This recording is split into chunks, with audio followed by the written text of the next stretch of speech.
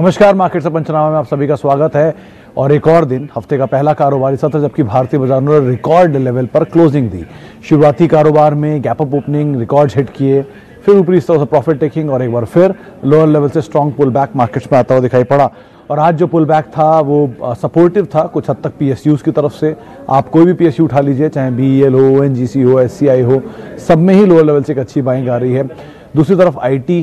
दोस्तों, अगर आप बाजार में ट्रेडिंग या निवेश करते हैं और अभी भी ब्रोकरेज के नाम पर अपने हजारों लाखों रुपए बर्बाद कर रहे हैं तो अब बदलिए और देश के सबसे अच्छे और भरोसेमंद ब्रोकर एंजल ब्रोकिंग के साथ में जुड़िए, जहां पर आपका ब्रोकरेज कुछ भी नहीं लगता है। ब्रोकरेज लगता है तो सिर्फ इंट्राडे ट्रेड में, वह भी सिर्फ 20 रुपये। तो लिंक डिस्क्रिप्शन में है, वहां पर जाकर आप अपना अकाउंट ओपन करा सकते हैं एंजल ब्रोकिंग से। होल्ड कर रहा था, चाहे टीसीएस जैसा हैवी वेट हो, इन्फोसिस हो, एचसीएल हो, जहां पर लोअर लेवल से एक सपोर्ट आता हुआ दिखाई पड़ा। रिलायंस में भी हालांकि फ्लैट कारोबार रहा, लेकिन लोअर लेवल से जरूर वहां पर भी कुछ पुल बैक आता हुआ दिखाई पड़ा। और सिलेक्टिव फार्मा जैसे कि सिप्ला आज एक स्ट्रॉन्ग तेजी में था, करीब 5% का उछाल पॉजिटिव खबरों के बीच। टोरेंट करीब 2% का उछाल वहां पर भी आता हुआ दिखाई पड़ा। तो कुछ सिलेक्टिव फार्मा जो कि आज मार्केट को सपोर्ट कर रहे थे। Movement mid cap small cap में लगातार बना हुआ है। छोटे छोटे थीम, छोटे छोटे पॉकेट्स जहां पर खरीदारी का दौर लगातार देखने को मिल रहा है। मिसाल के तौर पे आज सबसे बड़ी खबर, सबसे बड़ा ट्रिगर तो बर्गर किंग का आईपीओ ही था। इस साल की सबसे शानदार लिस्टिंग, 126-127% गेन के साथ ये शेयर बंद हुआ। Second best was happiest mind जो कि 125% के गेन के साथ बंद हुआ। तो इस साल के लिए बेहतरीन एंडिंग देखने को मिली आईपीओ मार्केट में बर्गर किंग की तरफ से। और उसी का ट्रिगर पूरे कंजम्पशन स्पेस पे आया। चाहे आप कोलगेट को देख लीजिए, 3-3.5% का उछाल वहाँ रहा। छोटे छोटे पॉकेट्स में से एसकेएम है, वेंकीज, राइस काउंटर्स, जहाँ पर भी कुछ हद तक खरीदारी देखने को मिली। तो एक अच्छी तेज़ी मिड कैप स्मॉल कैप में बनी हुई है। और मिड कैप स्मॉल कैप के साथ साथ फ्रंट लाइन से फार्मास्यूटिकल, आईटी डिफेंसिव या फिर एफएमसीजी डिफेंसिव जो हैं वो आगे आकर आज सपोर्ट करते हुए दिखाई पड़े मार्केट्स को। और एक बार फिर से ऑल टाइम हाई पर बाजारों की क्लोजिंग होते हुए दिखाई पड़ी। चलिए अब सवाल जवाब का सिलसिला शुरू करते हैं। सबसे पहला नाम ही स्पाइस जेट पर आया है। इसके तोहिद साहब का सवाल है। तोहिद साहब, अभी भी आप बने रहें। आप पहले भी सीएनबीसी आवाज़ पर हेमंत आपको लगातार बताते हैं कि 52 रुपये पर स्पाइस जेट आप खरीदें, 3 डिजिट हो जाएगा। 3 डिजिट हो गया और उनके टारगेट्स भी अचीव हुए। और अभी भी उनको लगता है कि यहाँ पे और तेज़ी रहेगी। ब्रोकिंग हाउसेस की रिपोर्ट यही मान रहे हैं कि यहाँ पर शायद 135-140 तक के टारगेट्स भी देखने को मिले। तो आप एटलीस्ट उतना तो अपनी पोजीशन में आप समय दे सकते हैं। किसी भी फॉल में आप एटलीस्ट और खरीदारी कर सकते हैं। बहुत सारे सवाल आ गए एकदम से। इप्का लैब और L and T infotech short term, Kumar साहब ये कहना मुश्किल है शॉर्ट टर्म में किस तरह का मूव रहेगा। फार्मा और एफएमसी और आईटी दोनों ही तेज़ी दिखा के अपने ऑल टाइम हाई से रिट्रेस होकर अभी कामकाज कर रहे हैं, यानी कि हाई से नीचे आए थोड़े से। अभी कंसोलिडेशन चल रहा है, हो सकता है थोड़े समय बाद दोबारा कुछ एक तेज़ी का मूव आता दिखाई पड़े। जो सिलेक्टिव फार्मा शेयरों में देखा भी है, चाहे आप सिप्ला को देख लें, टोरेंट को देख लें, तो अगर दोबारा मूव आता है तो आप उसका फ़ायदा उठा सकते हैं। कंपनियां दोनों बहुत अच्छी हैं, चाहे इप्का हो या एलएनटी इन्फोटेक हो। समय देंगे तो जरूर प्रॉफिट यहाँ बनता हो दिखाई पड़ सकता है। अच्छा, डीएलएफ सिंह साहब, बाजार में खबर है कि डीएलएफ में कुछ और तेज़ी देखने को मिल सकती है। हालांकि बंद डे लो पर हुआ है, लेकिन फिर भी मार्केट में ये रूमर है, बज़ है कि ये शेयर शायद मीडियम टर्म में बड़ी तेज़ी दिखा सकता है। बहुत लंबी अवधि के लिए इसमें आप अपनी पोजीशंस को ना रखें। जो रियल स्टेट स्पेस की बेस्ट बेट है वो तो गोदरेज प्रॉपर्टी रहेगा। लेकिन हाँ, मीडियम टर्म के लिए, शॉर्ट टर्म के लिए अगर आपको पैसा मिलता है ठीक ठाक तो आप लेकर निकल सकते हैं। अच्छा, सन फार्मा पे सिंगल साहब का सवाल है। सिंगल साहब, सन फार्मा पूरी फार्मा रैली बहुत पार्टिसिपेट नहीं करके गया, लेकिन हाँ अब जो लास्ट मूव आया है, लास्ट लेग था, वहाँ पे ज़रूर बाइंग आते हुए दिखाई पड़ी है। वैसे कंपनी अच्छी है, देश की सबसे बड़ी फार्मास्यूटिकल कंपनी है। प्रोडक्ट सही हैं, ग्रोथ अच्छी है। समय अगर आप दे सकते हैं तो आप ज़रूर बने रहें। थोड़ी और तेज़ी शेयर यहाँ पर देखने को मिले। और वैसे भी फार्मास्यूटिकल में अगर आप लॉन्ग टर्म के लिए, लॉन्गर होराइजन के लिए देखते हैं तो इस सेक्टर की ग्रोथ अभी भी बहुत बड़ी आप देख के चल सकते हैं, कंसीडरिंग जिस तरह की सिचुएशंस बन रही हैं इकोनॉमी में या फिर ओवरऑल। तो उस हिसाब से आप इसको देख सकते हैं। अच्छा, यूपीएल लॉन्ग टर्म के लिए ओसवाल साहब काफ़ी बज़ है इसमें। पॉजिटिव नेगेटिव खबरों का लगातार दौर चल रहा है, इसीलिए शेयर बहुत वॉलेटाइल मूवमेंट दिखा रहा है। एकदम से गिरावट आई 10% की, फिर मूव आया 2% ऊपर, फिर वापस टूट के उस दिन 1.5% नीचे बंद हुआ और आज फिर 1.5% ऊपर बंद हुआ। तो अभी तो न्यूज़ फ्लो काफ़ी रहने वाला है।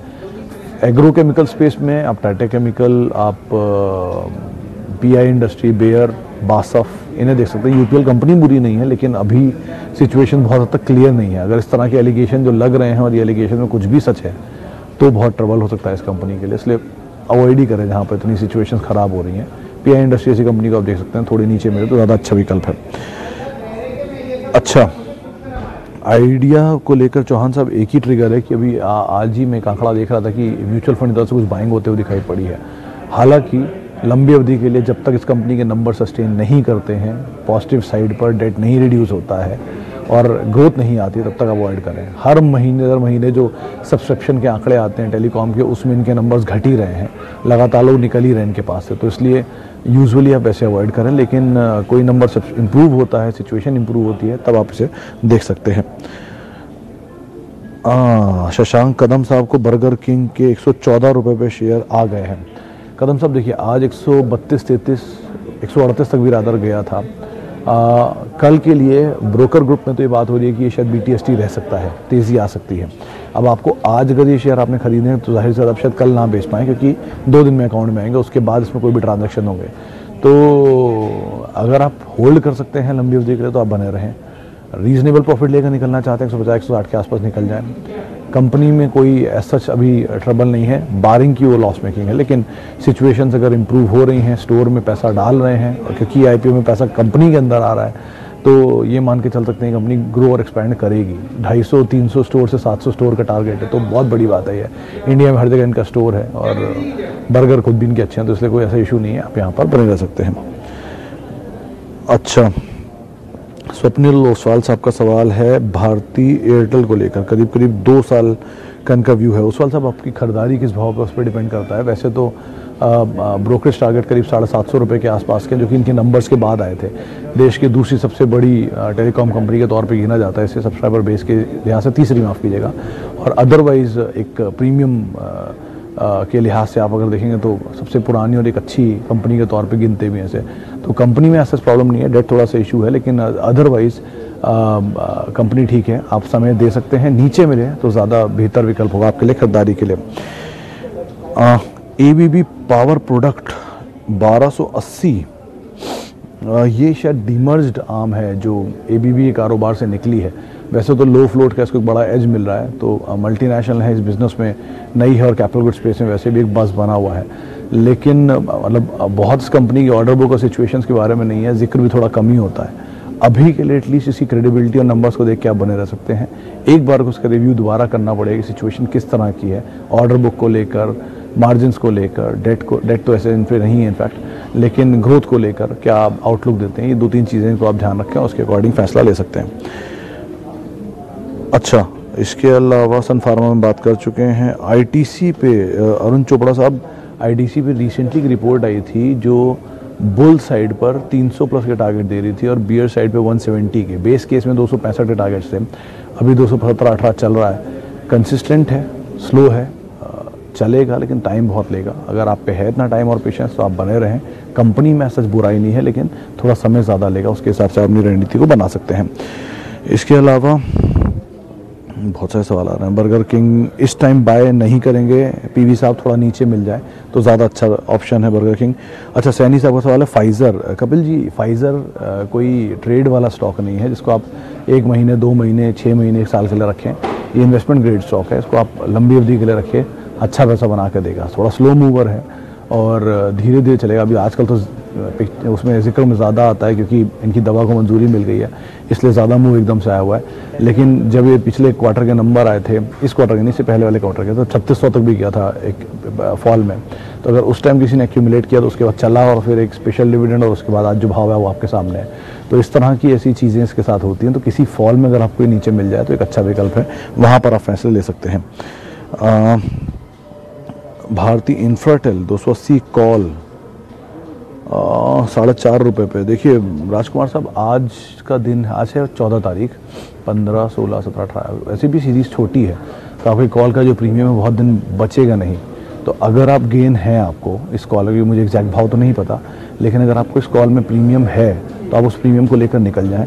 लेकिन अगर प्रीमियम नहीं है तो आपको 2 से 3 दिन ही अगले मिलने वाले हैं इस हफ्ते के ही, जहाँ पर आप इस पर नज़र रखें, क्योंकि ये हफ्ता जब वीकेंड होगा तब तक जो तारीख होगी वो करीब 20-21 के आसपास होगी, 19-20 के आसपास होगी।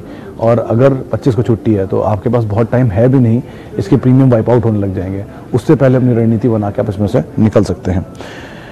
अच्छा, Bector food IPO good for subscription. देखिए ओसवाल साहब, बाजार में खबर है कि यहाँ पे लिस्टिंग गेन के लिए अगर आप पैसा डालना चाह रहे हैं तो आप डाल सकते हैं।